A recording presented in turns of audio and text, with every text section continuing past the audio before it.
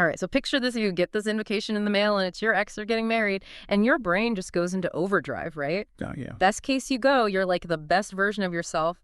Everyone's impressed. Maybe worst case scenario, you have one too many drinks. Maybe a speech that you kind of regret Maybe a later. syringe speech. Exactly. And then there's like the sensible option, decline, be polite, send a gift, avoid the drama. But you know what? This isn't just like awkward party etiquette. This actually gets right at this question. Philosophers have been debating forever the difference between what we would do and what we should do. How do we act as philosophers making choices? Yeah, and it's interesting because by thinking about these different outcomes, right, the good, the bad, the just, okay, you're kind of already doing philosophy. You're trying to figure out the morally best thing, not just the one you're most likely to do. And this is what's so cool about this everyday dilemma. It puts us in the shoes of these ethicists who debate how our freedom to choose mixes with our sense of duty. Totally. And that's exactly what we're doing in this deep dive today. We're going to explore this tension between what we would freely do and what we should do, looking at it through this really key debate in ethics, actualism versus possibilism. We're going to see how different philosophical views tackle this, and hopefully you'll come away with a better grasp of this whole area, maybe even some of those like, oh, I get it moments. Yeah, absolutely. And if we think about it in terms of acting as philosophers, this debate really forces us to think more carefully about what a real obligation is and how our human nature, the messiness of it all fits into the picture. It's not just these abstract ideas. It's about how we navigate all the choices we face in life. Okay, so let's get into the nitty-gritty actualism versus possibilism. Let's start with possibilism in a nutshell. It says that what we're obligated to do comes from the best possible actions we could do. Imagine someone's asked to teach summer school. A possibilist would say their obligation to be a good teacher exists if they have the ability to teach well, even if they don't actually put in the effort. It's the potential for good that makes the obligation. Yeah, that's a really clear way to put it. Possibilism is all about the ideal, the best outcome that's within someone's reach. The fact that they might not choose that path doesn't erase the obligation. It's about the best moral self they could be. Actualism, that's a whole different ballgame. It says our obligations depend on what would actually happen if we did something. So with our summer school teacher, an actualist would look at their history. If they usually slack off, their obligation might be different because the outcome probably won't be great. It's all about the real world consequences of our actions. Exactly. Actualism connects obligation to what's likely to happen. It's less about what's theoretically best and more about the expected results given our habits. It asks us to act as philosophers by considering the real effects of our choices, not just the perfect ideal. Okay, to make this super clear, let's use this classic thought experiment. Professor Procrastinate, Professor P, is asked to review a student's paper. It's super important for their job prospects. So we have three possibilities ranked best. The professor agrees and gives amazing feedback. Let's call that X second best. Professor declines, someone else gives okay feedback. That's Y, and worst.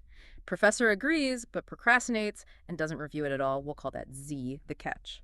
Is if Professor P agrees, she would choose not to review. It's just how she is. This is such a great example because it makes us weigh the ideal, agreeing to review against what's likely given this professor's flaw. Yeah. It's like asking which matters more, the best possibility or the most probable reality. It's about being a philosopher and figuring out which scenario has the most moral weight. You got it. So from an actualist perspective, what should Professor P do? An actualist would say she's obligated to decline Y because the actual outcome of declining, that's Y. Remember, the okay job offer is better than the actual outcome of agreeing, which is Z, no job offer at all. Yeah. Actualism is about what's going to happen realistically. Makes sense. So what about a possibilist?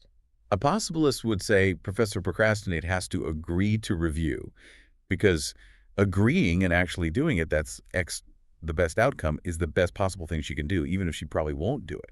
It doesn't change the fact that she should aim for that best result. It's about the morally perfect action, even if we're not sure we can do it. And this Professor Procrastinate really nails down the core disagreement, doesn't it? It's all about whether those what-if scenarios about what someone would do matter when we're deciding what they should do. It's the role of these counterfactuals. Exactly how important or unimportant are those statements about what someone would do?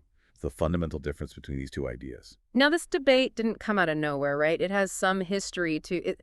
It sounds like it came from discussions about utilitarianism, that idea of maximizing happiness and whether it made sense logically. That's right. It goes back to philosophers like Castaneda and Bergstrom, who were looking at whether utilitarianism was logically consistent. Castaneda, for example, argued that utilitarianism combined with this idea called ought distributes through conjunction. That's basically if you should do A and B, then you should do A and B separately. Could lead to contradictions. He used this example of a school fire where a teacher is told to open a window and close a door for safety. Doing both was best, but was each action by itself also obligated? And showed how tricky it is to apply big moral ideas to specific actions.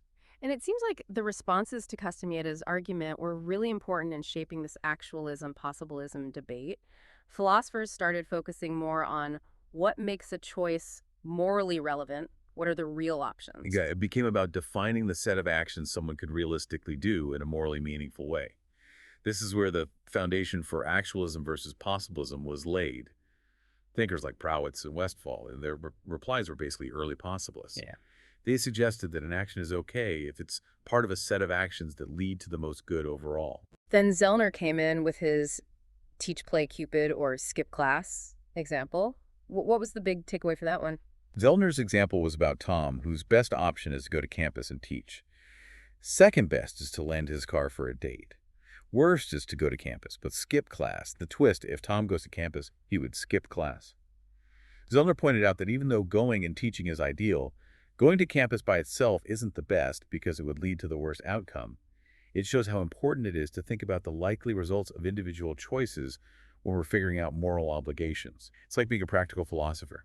Okay, so after all this philosophical back and forth, we get to a clearer idea of possibilism. Remind us of the core definition. So basically, possibilism says you're obligated to do something if and only if that action is part of the best sequence of actions you could do throughout your life. It's all about that ideal path. But possibilism has its critics, right? What are Yeah. some of the main arguments against it? Of course, one big one is the worst outcome. Objection. Critics say possibilism can lead to obligations that if you follow them would actually cause the worst possible outcome. Hmm. Remember, Professor Procrastinate Possibilism says she should agree to review even though we know it'll probably hurt the student. Now imagine a much worse situation where her not reviewing leads to something terrible. Possibilism might still say she has to agree because the best possible scenario involves her agreeing. And reviewing this just feels wrong to a lot of people. It's like trying so hard for the ideal, even if it's unrealistic, ends up causing harm. Yeah, that's definitely counterintuitive. How do possibilists respond to that? They often make a distinction between unconditional and conditional obligations. They say the possibilist obligation is our unconditional duty, the best we can do. But if we know we won't do that, then we might have a conditional obligation to go for the next best option. So for Professor Procrastinate, the unconditional obligation might be to agree and review, but knowing her habits, she might have a conditional obligation to decline. It's about acknowledging the ideal, but also dealing with the reality of things. Interesting way to try and bridge the gap. What's another big challenge for possibilism? The advisor objection. Imagine Professor Procrastinate asks you for advice, knowing she won't actually review. Any reasonable person would tell her to decline. But this goes against the possibilist view that she's obligated to agree. It seems like good advice clashes with a theoretical obligation. As everyday philosophers, we'd probably recommend doing what leads to the best real outcome. So the advice we give is more in line with actualism. How do possibilists explain this? They say the advisor's obligation is to give the best advice given what Procrastinate will do, even if it contradicts her real obligation. The advisor, like Procrastinate, should aim for the best possible outcome, since they know she won't review. The best thing the advisor can do is make sure the student gets a decent offer, which means telling Procrastinate to decline. It's about being a practical philosopher in a less than perfect situation. Clever. And then there's the asymmetry objection, pointing out a potential conflict between moral and practical thinking. Right, philosophers like Holly Goldman and Christopher Woodard brought this up.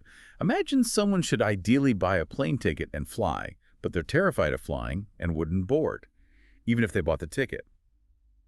Practically, it's silly to waste money on a ticket they won't use. But if we use positivist logic, it seems they should buy it because that's part of the best case scenario. Buying and flying critics say our moral and practical thinking shouldn't be so different in similar situations as practical philosophers in our own lives. We expect some consistency between what's right and what makes sense. So possibilism might lead to some weird conclusions about what's practically wise, even if it's morally perfect in theory. How do possibilists address this? Some bring up the conditional distinction again, saying the unconditional obligation might be to buy and fly, while the conditional one, given the fear, is not to buy others. Like Michael Zimmerman argue that possibilism is always focused on what we can actually control in both moral and practical cases. The best outcome, boarding the plane, reviewing the paper, is within the person's control fundamentally, even if they won't choose it. It's about sticking to a consistent philosophical framework, even if it clashes with what seems practical right now. Okay, so possibilism is good at upholding ideals, but it has some real-world problems now. Let's dive into actualism. What's its main idea when making moral decisions? Actualism, like we said, is all about the idea that our obligations depend on what would actually happen if we chose to do something. It considers our real tendencies, our character, what's likely to happen after our choices.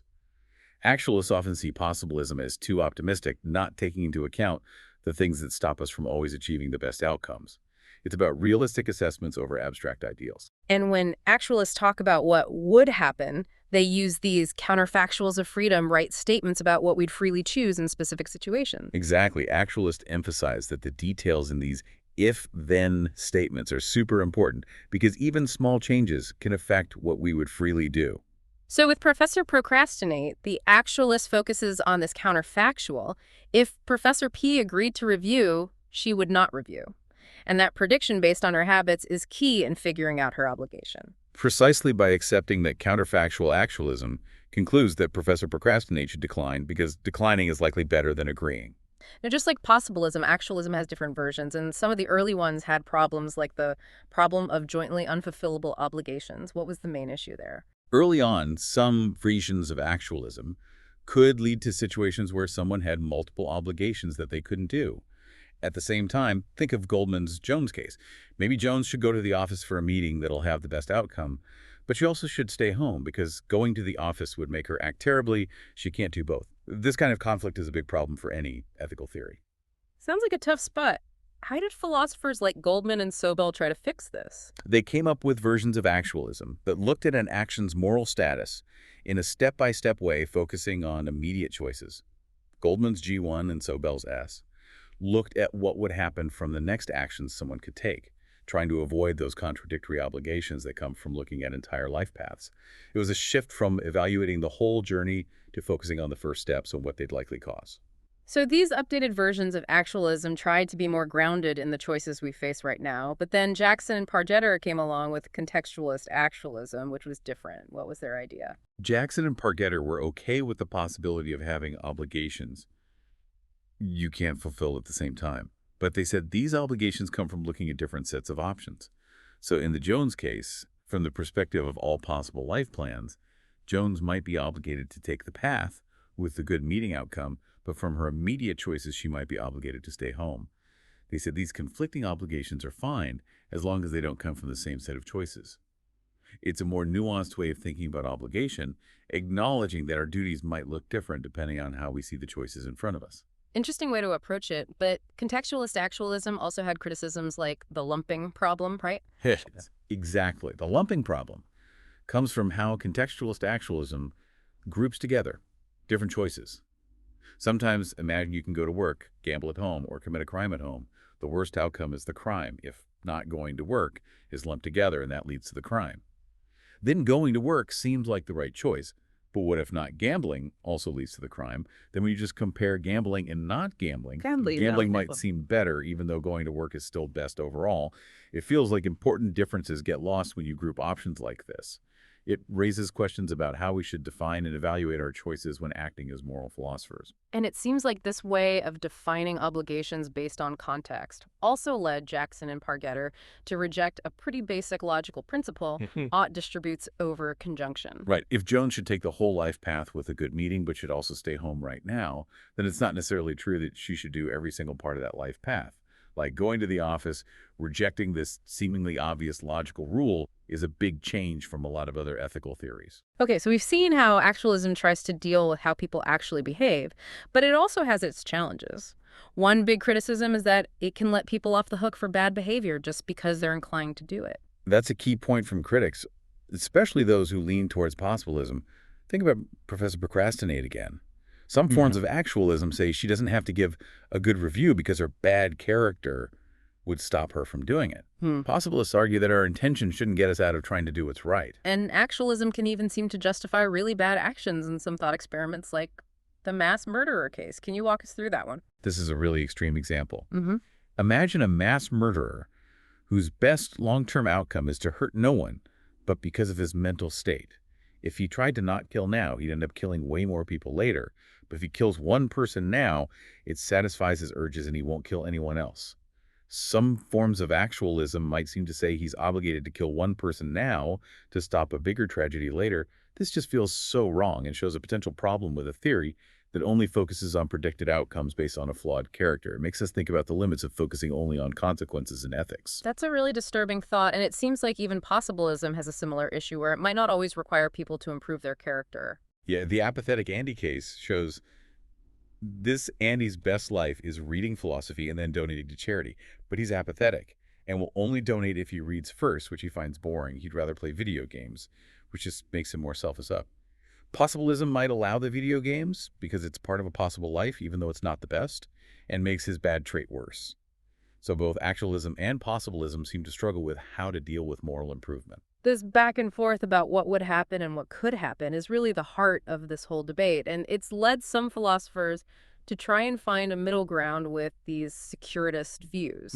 What's the main idea behind securitism? Securitist views try to connect the two sides by adding a control condition to those counterfactuals we've been talking about.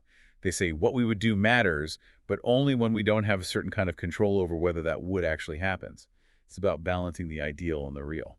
And Goldman's work on situations where actions happen at the same time, the traffic 1 and traffic 2 examples, were important in shaping these views, right?